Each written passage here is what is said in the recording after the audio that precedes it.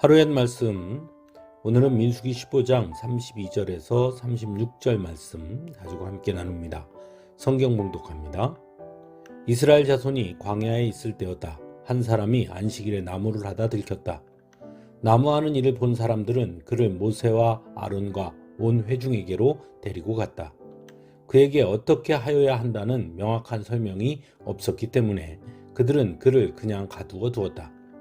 그때 주님께서 모세에게 말씀하셨다. 그 사람은 반드시 죽여야 한다. 온 회중은 진 밖에서 그를 돌로 쳐야 한다. 그래서 온 회중은 주님께서 모세에게 명하신 대로 그를 진 밖으로 끌어내어 돌로 쳐 죽였다. 아멘. 오늘날 우리들의 삶의 형태와 모습은 하루가 다르게 변화하고 있습니다. 그러다 보니 당연하게 여겨지던 것에 대한 의문이 생기곤 합니다. 그 중에 하나가 성수주일 문제입니다. 농경사회에서는 성수주일이 지극히 개인적 결단의 문제였습니다. 하지만 오늘날 사회에서 성수주일은 개인적 결단으로만 보기에는 무리가 있는 것 또한 사실입니다. 그러다 보니 다만 입 밖으로 꺼내놓지 못할 뿐 무엇이 올바른 성수주일인가에 대한 고민들은 끊임없이 있는 것이 사실입니다. 성수주일은 사실 신약 성경에 등장하는 내용은 거의 찾아보기가 어렵습니다. 그래서 성수주의를 강조할 때는 대부분 구약의 안식일 개념을 가지고 옵니다. 하나님께서 안식일을 기억하여 거룩히 지키라 하셨다는 말씀이 대표적입니다. 그리고 오늘 본문의 말씀도 많이 예를 들어 말하는 말씀이기도 합니다. 오늘 본문에는 안식일에 나무를 하다 들킨 사람이 있었고 모세에게 데리고 가자 주님께서 모세에게 그 사람은 반드시 죽여야 한다. 온 회중은 진 밖에서 그를 돌로 쳐야 한다. 라고 말씀하시므로 그를 진 밖으로 끌어내어 돌로 쳐 죽였다는 내용입니다. 즉 안식일에 나무를 한 것만으로도 하나님의 진노를 샀다는 것입니다. 왜냐하면 하나님은 안식일에 아무것도 하지 말라고 하셨기 때문이죠. 그럼 이 말씀을 통해 성수주의를 강조하는 것은 합당한 일일까요? 그래서 성수주의를 하지 않으면 하나님의 진노를 산다고 말해도 되는 것일까요? 먼저 오늘 본문을 해석함에 있어 반드시 이해해야 할 것들이 있다는 것을 알아야 합니다. 오늘 본문의 내용은 이스라엘 백성들이 광야에 있었을 때, 즉 출애굽한 이후에 광야 생활을 할 때였다는 것을 기억할 필요가 있습니다. 그것은 곧 그들이 공동생활을 했다는 것을 의미하는 것이고 또한 한편으로는 아직 온전한 체계가 이루어지기 전이었다는 것을 의미하기도 합니다. 또한 신학적으로 출애굽 사건은 하나님의 은혜를 입은 하나님의 선택을 받은 자들이라는 것이 무엇보다 중요했다는 것입니다. 그렇다면 왜 하나님은 단지 안식일에 나무를 한 것을 이토록 준엄하게 비판하셨을까를 생각해 볼 수 있습니다.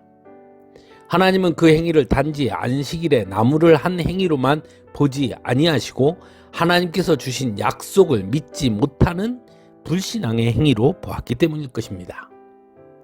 또한 하나님을 전적으로 의지하는 것이 아니라 인간의 힘과 방법을 따르는 것으로 보았기 때문일 수 있습니다.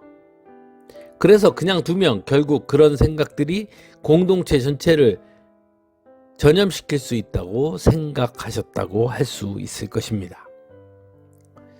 그런 의미에서 오늘날 올바른 성수주의를 말하면서 오늘 말씀을 그대로 적용하는 것에는 무리가 있을 수 있습니다. 그렇다면 올바른 성수주의는 무엇일까요?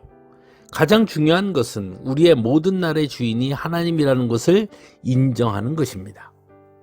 그래서 적어도 일주일에 단 하루만이라도 하나님께서 우리에게 허락하신 그 모든 날들에 대해 감사하고 하나님께 예배하는 것이 되어야 한다는 것입니다.